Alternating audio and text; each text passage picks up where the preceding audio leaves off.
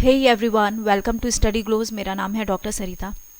दोस्तों, आज जब भी हम न्यूज़ खोलते हैं या किसी भी पीरियडिकल्स आर्टिकल के गो थ्रू होते हैं तो सिर्फ हमें रशिया यूक्रेन वार देखने को मिलता है।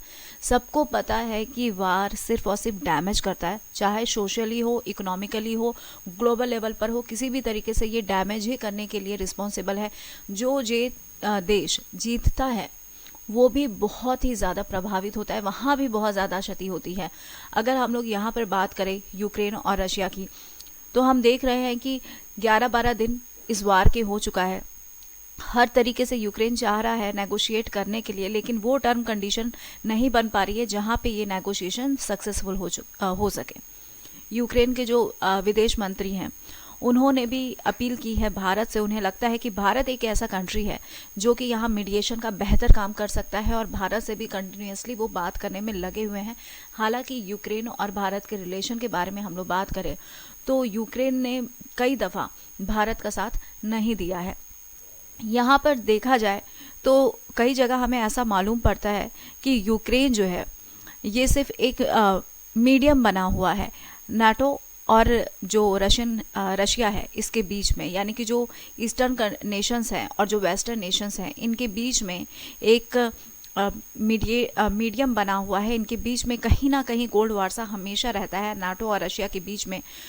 तो देखिए दोस्तों, यहाँ पर जो इकोनॉमिकली क्राइसिस है वो सिर्फ यूक्रेन को लेकर नहीं है। यूक्रेन ने बहुत भारी क्षति उठा रहा है, लेकिन कंटिन्यू वो वार बैटल फील्ड पर टिका हुआ है। लेकिन यहाँ पर आप देख सकते हैं कि जो क्राइसिस है, इकोनॉमिक क्राइसिस, वो रशिया को भी फेस करनी पड़ रही है। देखिए, economic crisis on Russia due to the decision of Vladimir Putin की डिसीजन की वजह से, यानी ये जो वार का डिसीजन है, ये जो कॉन्फ्लिक्ट और ये बैटल चल रहा है दो नेशंस के बीच में, यहाँ सिर्फ जो सिटीजन्स हैं इनका प्रभाव नहीं पड़ा है, निर्दोष लोगों की जान ही नहीं जा रही है। ऐसा नहीं है कि सिर्फ लाइफ और प्रॉपर्टी का हनन हो रहा है, यहाँ पर बहुत ही बड़ा झटका आर्थिक क्राइसिस को, रशिया जैसी बड़ी अर्थव्यवस्था भी इकोनॉमिक क्राइसिस को फेस कर रही है। क्यों फेस कर रही है?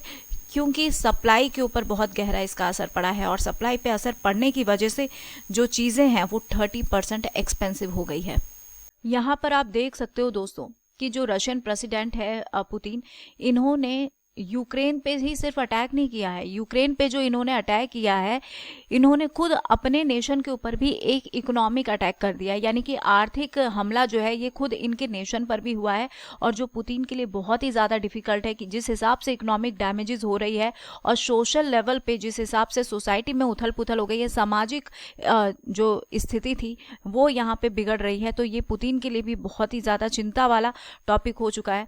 यहाँ पर आप देखिए कि जो एयरलाइंस है, ठीक है, वो भी यूरोपियन यूरोप के लिए एयरलाइंस थी वो भी कैंसल्ड हो गई हैं, और जिसकी वजह से कंट्री में जो कैश की डिमांड है वो भी बहुत ज़्यादा बढ़ गई है। ये लगभग 60 टाइम्स बढ़ चुकी है।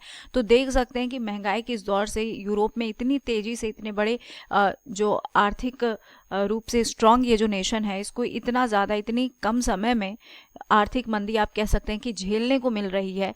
और साथ ही जो इकोनॉमिक्स्ट है उन्होंने भी इस चीज़ की वार्निंग की है, यानी कंप्लीट जो एनालिसिस हुआ है वो एनालिसिस ये बता रहा है कि हाई इन्फ्लेशन की तरफ रशिया बढ़ रहा है, क्योंकि इतने कम समय में इतना ज़्यादा आर्थिक डैमेज हो गया है। खास करके सप्लाई पर बहुत ज़्यादा असर पड़ा है। जो इम्पोर्टेंट फ्लाइट्स थी वो भी यूरोपियन नेशंस के लिए बंद हो गई है।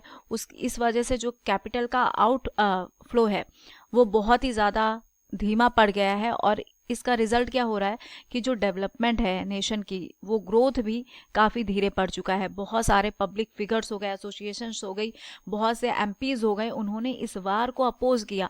वह अपोज क्यों किया? क्योंकि ये वार भले यूक्रेन के ऊपर हो रहा है दोस्तों, लेकिन आर्थिक वार जो है ये खुद रशियंस को झेलने को मिल रहा है। महंगाई बहुत ज़्यादा बढ़ चुकी है। इसका नतीजा क्या हो रहा है? इसका नतीजा ये है कि the demand for the cash in the country has increase 58 times. 58 गुना जो है डिमांड कैश की वो यहाँ पे बढ़ चुकी है।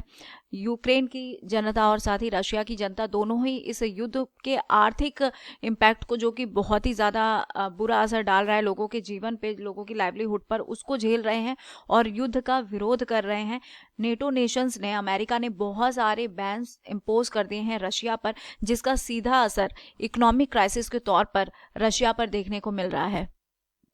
अगर हम लोग बात करते हैं क्रेडिट रेटिंग की, तो जो आर्थिक स्थिति है रशिया की वो भी बहुत ही ज़्यादा डगमगा चुकी है। लेकिन उसके बावजूद अगर दोस्तों हम कहें कि इतना कुछ होने के बावजूद भी ऐसा कोई इंडिकेशन नहीं है कि वार जो है वो पुतिन के पावर को, यानी कि सामाजिक तौर से जो उसका उसके नेशन पे कंट्रोल है, उस कंट्रोल को कहीं से भी वो वीक नहीं करने जा रहा है। और अगर किसी भी तरीके से ये विक्ट्री पुतिन के हिस्से में आ जा रही है तो ये बहुत ही जल्दी रशिया की पोजीशन को बहुत ज़्यादा स्ट्रांग बनाने जा रहा है। रशिया एक उभरती हुई शक्ति है, चाहे आर्थिक रूप से हम लोग देखें या फिर हम लोग ओवरऑल जो वर्ल्ड में देखते हैं उभरती हुई शक्तियों में, जिस तरीके से हम अमेरिका, चाइना और रशिया के बारे में बात करें तो उभरती हुई, तेज़ी से उभरती हुई ये शक्ति है और बहुत बड़ा कंट्रोल और बहुत ही ज़्यादा पावरफुल पर्सनैलिटी है पुतिन। और कहीं से भी, हालांकि आर्थिक जो मंदी है, आर्थिक तकलीफ भले रशिया इस चीज़ को फेस कर रहा है, लेकिन उसके बावजूद भी पुतिन का ग्रिप कहीं से भी